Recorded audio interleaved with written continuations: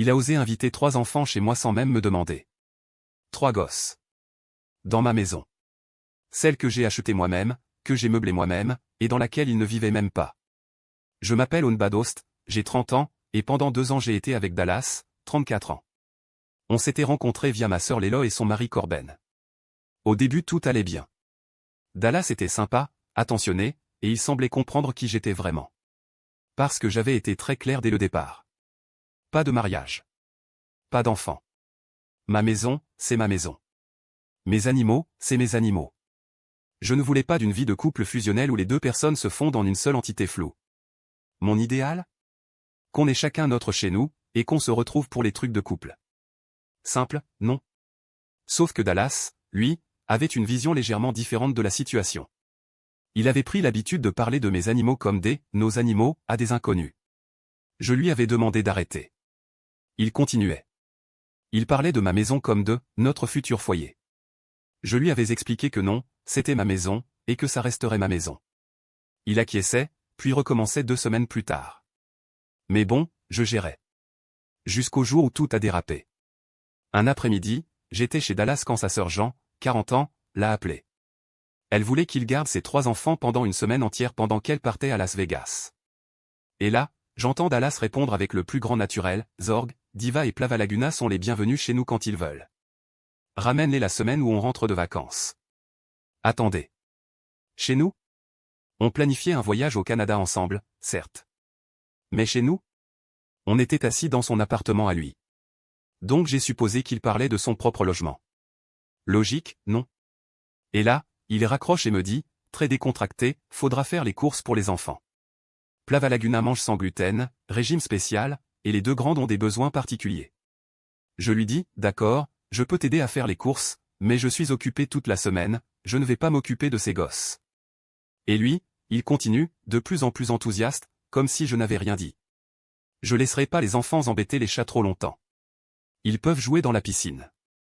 Sauf que c'est pas une piscine. C'est un bassin à koi. Des koi que j'entretiens moi-même et auxquels je tiens énormément. Des enfants de 5, 7 et 9 ans dans mon bassin à koi? Hors de question. Ils auront de la place dans le jardin avec les chiens, ils dérangeront personne. Et là je comprends. Il ne parle pas de son appartement. Il parle de ma maison. Ma maison avec le jardin. Ma maison avec le bassin à koi.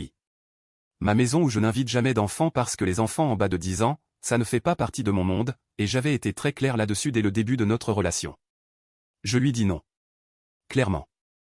Les enfants peuvent rester chez lui, il a la place, il y a un parc au coin de la rue. Il rit. Il balaie ça d'un revers de main. Comme si mes limites étaient une blague. On se dispute. Il ne lâche pas. Il me sort que c'est pour montrer à sa sœur qu'il peut s'occuper des enfants, que ça lui tient à cœur, que c'est important pour lui. Et moi je lui réponds, très bien, mais pas chez moi. Parce que cette maison, je l'ai achetée moi-même. Je l'ai payée moi-même. Je me suis battu pour l'avoir. Lui, il claque son argent dans ses hobbies. Il n'a pas de jardin. Il n'a pas de bassin à koi.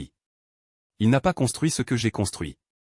Et il n'avait pas à disposer de ce que j'avais construit sans même me le demander. Le pire dans tout ça?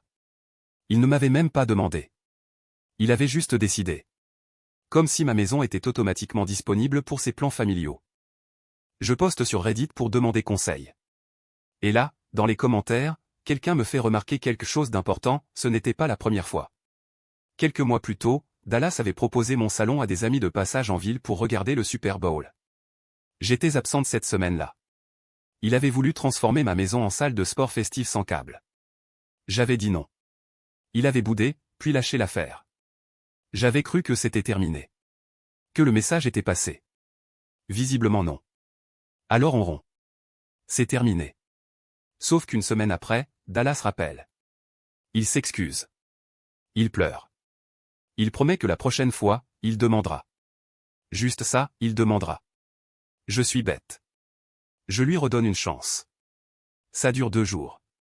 Parce que voilà ce qui se passe. Pendant la même semaine où les enfants de Jean devaient être là, j'organise un barbecue chez moi. C'est pour ma sœur Lélo et son mari Corben, qui vient d'avoir une promotion. Ses collègues de travail viennent. Corben leur avait parlé de mon bassin à koi, il m'aide à l'entretenir et il y a même mis quelques poissons à lui. Ses collègues voulaient le voir. J'avais dit oui, à condition qu'il fasse la vaisselle après. Je déteste la vaisselle. Des adultes. Une occasion formelle. Rien à voir avec une fête de famille. Je préviens Dallas. Et Dallas me répond qu'il va amener les enfants. Je lui dis, il n'y a pas d'enfants à ce barbecue. C'est professionnel. Et lui, avec la plus grande sérénité du monde, ce sera plus simple de les avoir chez toi que de les gérer dans mon appartement. Comme ça ils seront dans le jardin à ne déranger personne. Je lui demande, mais pourquoi tu penses que les enfants vont être là du tout? Il me répond, parce que tu avais accepté.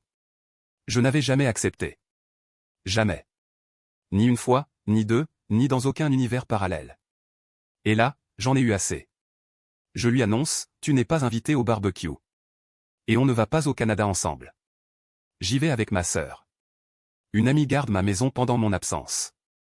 C'est terminé. Pour de bon. Le barbecue? Magnifique. Les couilles se portaient bien. La vaisselle a été faite. Corben était ravi. Dallas, lui, a commencé à tourner autour de ma maison. A sonné à ma porte plusieurs fois. A m'envoyer de longs messages larmoyants sur Facebook. J'avais fini par le bloquer, alors il utilisait les comptes de ses amis pour continuer à m'écrire. J'ai menacé d'appeler la police. Les messages ont ralenti. Voilà 2 ans de relation résumée en quelques mois. Un homme qui n'écoutait pas. Qui entendait ce que je disais mais choisissait de ne pas y croire. Qui pensait que mes limites finiraient par céder à force de les ignorer. Qui, au fond, n'avait jamais vraiment accepté qui j'étais et il espérait juste que je changerais. Et ça, c'est peut-être la leçon la plus importante de toute cette histoire, quand quelqu'un te dit clairement qu'il était ce qu'il veut, crois-le. Et quand quelqu'un ignore systématiquement tes limites, même les plus simples, ce n'est pas de l'amour. C'est du contrôle. Est-ce qu'il y a une Dallas dans ta vie? Quelqu'un qui entend mais n'écoute pas? Dis-le en commentaire.